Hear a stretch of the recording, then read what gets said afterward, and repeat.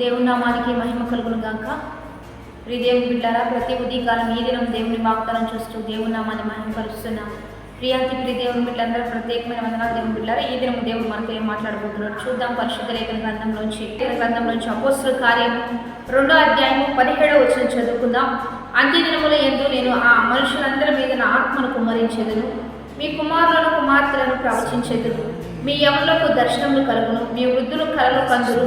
ఆ దినములలో నా దాసుల మీదను నా దాసులందరి మీదను నా ఆత్మను కుమ్మరించెదను కనుక వారు ప్రవచించెదరు. ఈరోజు దేవుని బిడ్డలారా, ప్రవచనము, దర్శనము, కలలు, ఆత్మ కుమ్మరింపు మరి అద్భుతంగా దేవాది దేవుడి కృపనిచ్చి మనల్ని లేవనెత్తే దినాలే ఈ దినాలు. ఎందుకంటే అంత్య దినములలో మనుషులందరి మీద నా ఆత్మను కుమ్మరించేదును అని దేవాది దేవుడు తెలియజేస్తున్నాడు. ఈరోజు ఆరాధనలు పెరిగిపోతున్నాయి, ప్రార్థనలు పెరిగిపోతున్నాయి, దేవుడిని స్తుతించే విధానం పెరిగిపోతుంది. అంత్య దినములలో మరి అపాయకరమైన కాలంలోకి వచ్చినని తెలుసుకోనండి. ఎందుకంటే మనుషులు స్వార్థప్రియులు, బింకములాడు వారు, ధనాపేక్షలు, సజ్జన ద్వేషులు అని కొన్ని భయంకరమైన లక్షణాలు కలిగిన వారిని మనం చూస్తూ ఉంటాం. ఎందుకంటే సమాజంలో ప్రస్తుత కాలంలో ఇవే లక్షణాలతో కలిగిన అనేకులు ముందు కొనసాగుతూ ఉన్నారు, వాటిని మనం చూస్తూ ఉన్నాం. కాబట్టి దేవుని బిడ్డలారా, ఇప్పుడు మనం చూస్తూ ఉన్న లక్షణాలను బట్టి మనందరం కూడా అంత్య దినాల్లో ఉంటూ ఉన్నాం. కాబట్టి ఈరోజు దేవాది దేవుడు మనతో మాట్లాడుతున్నాడు. ఈ దినాల్లోనే నా ఆత్మను కూడా అద్భుతంగా నేను కుమ్మరిస్తాను, అద్భుతంగా పంపిస్తా. వారికి కళలు వస్తాయి, దర్శనాలు వస్తాయి, వారు జరగబోయే విషయాలు ముందుగానే కళల ద్వారా నేను బయలుపరుస్తా, ప్రవచనాల ద్వారా నేను బయలుపరుస్తా, దర్శనాల ద్వారా నేను బయలుపరుస్తానని మరి నా దాసురాల మీద కూడా నా ఆత్మను కుమ్మరిస్తా.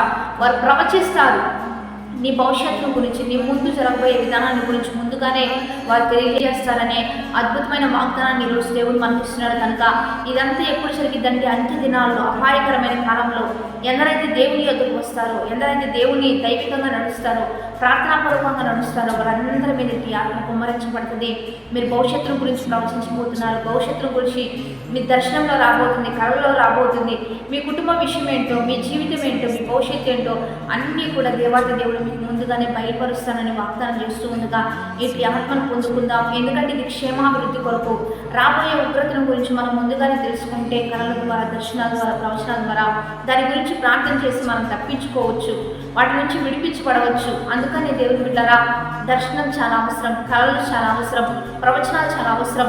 ఎందుకంటే వీటి వల్ల మనం భవిష్యత్తులో ఆశీర్వాదాన్ని సంతోషంగా యాక్సెప్ట్ చేయొచ్చు. లేకపోతే ఒకవేళ శ్రమ అయితే దాని నుంచి ఈజీగా తప్పించబడడానికి ప్రార్థన ఒకటే బలమైన ఆయుధంగా దేవాది దేవుడు మనకి ఇవ్వబోతూ ఉండగా, ఇచ్చిన వాగ్దానాన్ని బట్టి 50 దినం ఉపవాస ఆరాధన జరిగించబడుతూ ఉండగా కలుసుకోండి, ఏకీభవించండి. ఇటు ఆత్మ మీ మీద, మీ కుటుంబం మీద దేవాది దేవుడు కుమ్మరించాలని ఆశపడుతూ ఉండగా ఇచ్చిన వాగ్దానాన్ని బట్టి ప్రార్థన చేద్దాం. పరిశుద్ధ మోహనదుల గొప్ప దేవ, ఈ దినము మీరు మాతో మాట్లాడుతున్న బలమైన వాక్కును బట్టి మీకే మహిమ. ఈ అంత్య దినాల్లో మనుషులందరి మీద నీ ఆత్మను కుమ్మరించయ్యా. కళలు, దర్శనాలు, మా కుమారులు, కుమార్తెలు, వృద్ధులు అయా అద్భుతంగా దాసురాలు ప్రవచించినట్లుగా గొప్ప అభిషేకం ప్రతి బిడ్డ మీద కుమ్మరిస్తుని ఘనమైన నామానికి మహిమ తెచ్చుకోండి.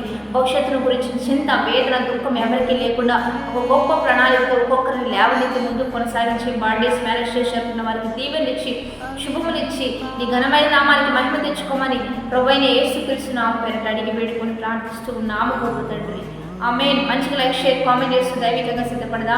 ఈ దినమంతా మీరు సంతోషంగా ఉండాలని మనస్ఫూర్తిగా మీ కొరకు ప్రార్థిస్తున్నాం. Happy blessed day. 50 దినం ఉపవాస ఆరాధన జరుగుతున్నాయి. ఈ దినం 5వ ఉపవాస ఆరాధన. మీరందరూ కలుసుకోండి, మనందరం కలిసి దేవుని నామాన్ని మహిమపడదాం. Happy blessed day.